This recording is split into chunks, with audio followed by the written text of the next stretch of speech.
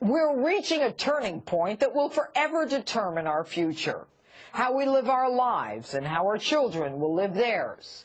The gap between the ever-widening left and right has never been wider, and yet amazingly it continues to widen. Every time we turn on the TV, open a laptop, or listen to the radio, another bizarre, offbeat, outlandish idea brings us closer to socialism and the destruction of capitalism and is being pushed by the left. So you have a decision to make. Do you want to live in a country where no matter how hard you work, what you do, or how much you succeed, you simply won't improve your lot? Do you want to benefit from your own success, or would you prefer the government take over and use your benefit to pay everyone else? In the last few weeks, the left has removed its moderate mask to show its true socialist colors as they cheer laws that allow for the killing of babies already born and born alive, giving the mother the right of a thumbs up or thumbs down like an emperor in the Roman Colosseum. And every one of the 2020 Democrat presidential candidates supports the Green Deal proposed by a freshman congresswoman so knowledgeable about Washington that she thinks she came here to sign bills. Which Green Deal will literally pull planes out of the sky. No issue, I guess, since the left is happy with the influx coming in through our southern border. No air travel required for them. This Green Deal, supported by Booker and Harris and Sanders and Gillibrand and Warren, requires that every building in America be rebuilt for environmental reasons and that high-speed rail be developed so that air travel becomes unnecessary. The Green Deal foresees Medicare for all and considers a deficit not that big a deal because, according to OCASIO CORTEZ, we can just print more money. You know what? You should have left your Monopoly game home when you came to Washington. But my favorite part is where they seek a net zero greenhouse gas in 10 years. So you may ask why net zero as opposed to zero. The reason is that they're not sure they'll be able to get rid of bovine flatulence. I can't believe I was just saying this. AKA cows farting.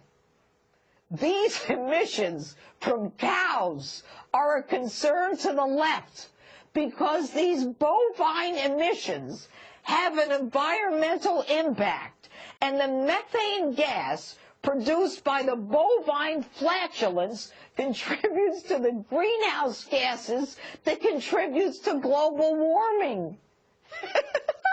Need I say more? And their hypocrisy. It knows no bounds as they hang on to dear life, political life albeit, in the state of Virginia, where the governor and the attorney general dressed in blackface, and the governor comes out and says that he's now going to explore the issue of white privilege and pursue an agenda of racial reconciliation. Talk about trying to deflect an issue from yourself to everyone else. And he even says it was a terrible week for Virginia. No, Governor, it was a terrible week for you. And now, Lieutenant Governor Justin Fairfax is accused of forcible sexual assault and forcible rape.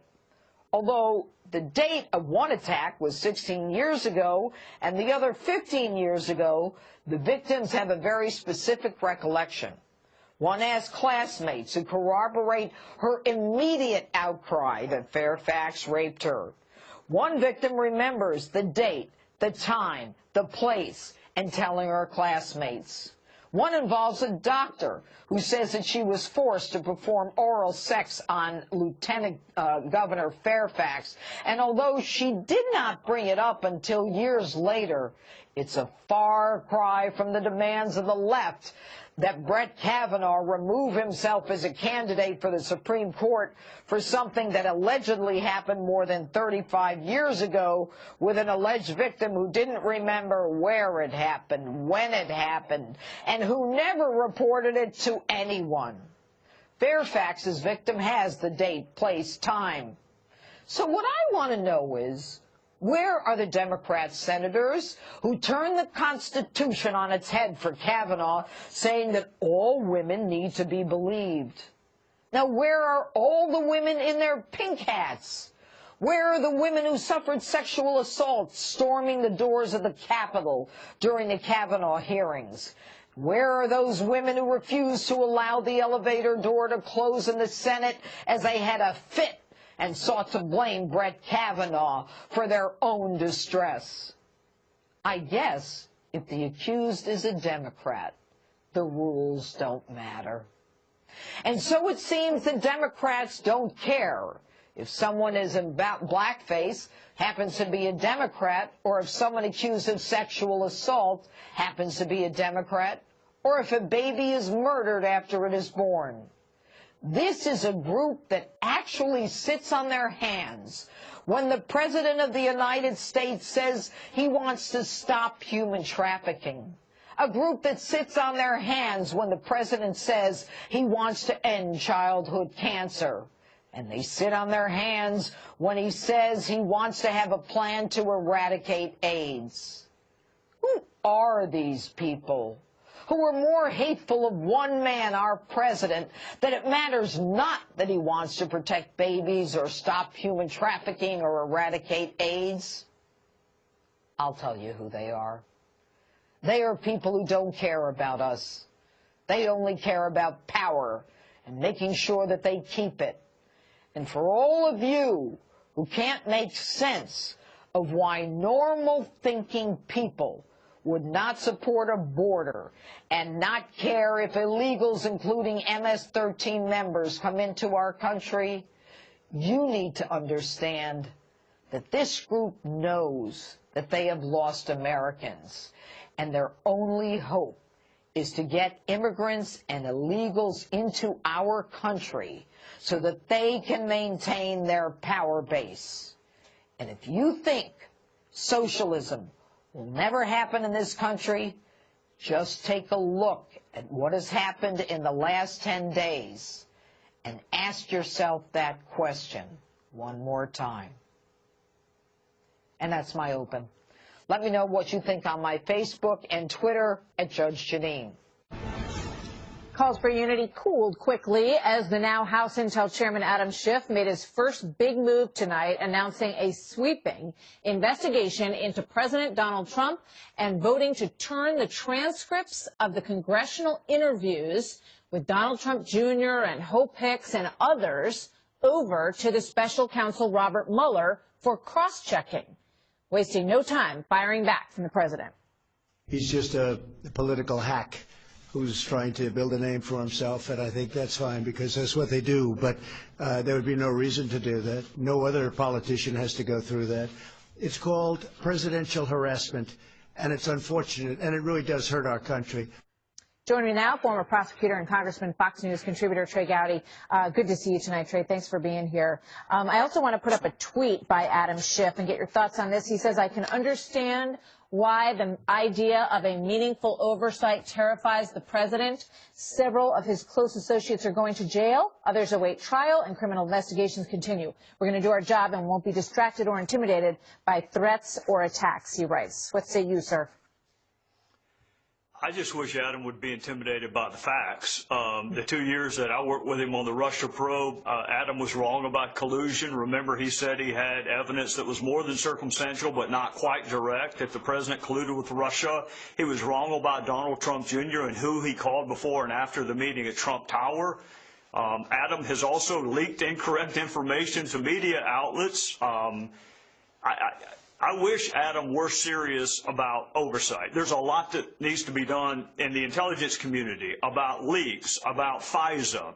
He's not interested in that. He is interested in undoing the 2016 election results. And he needs facts for that. And so far, his intimidation has only been by that. You know, I mean, it's interesting to me because as you point out, he said early on that he had seen evidence that there was collusion. So I'm just wondering, you know, I mean, none of us know what is in the Mueller report, but I wonder what his response is going to be if they don't find collusion.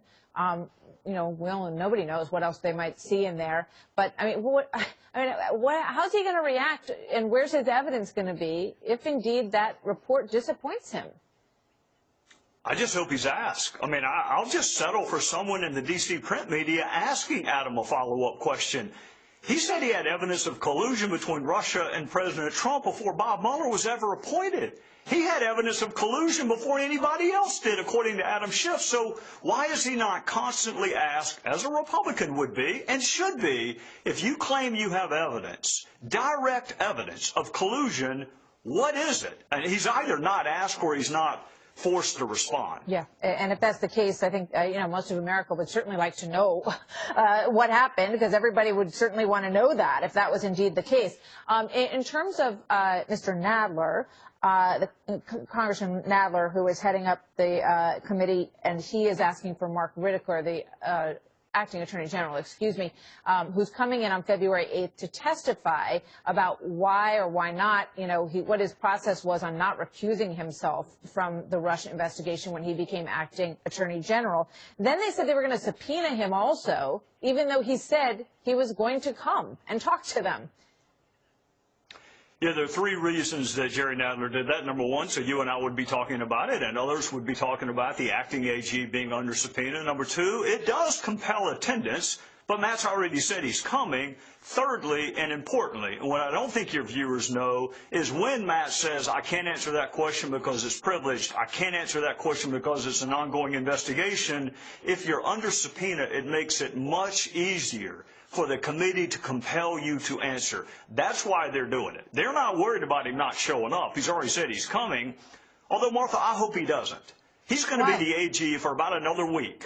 He's got about another week, so he's certainly not going to talk about his vision for the Department of Justice. He can't talk about Mueller. He can't talk about Rosenstein. He can't talk about any ongoing investigation, and he can't talk about communications he's had with the president. So what's he going to talk about?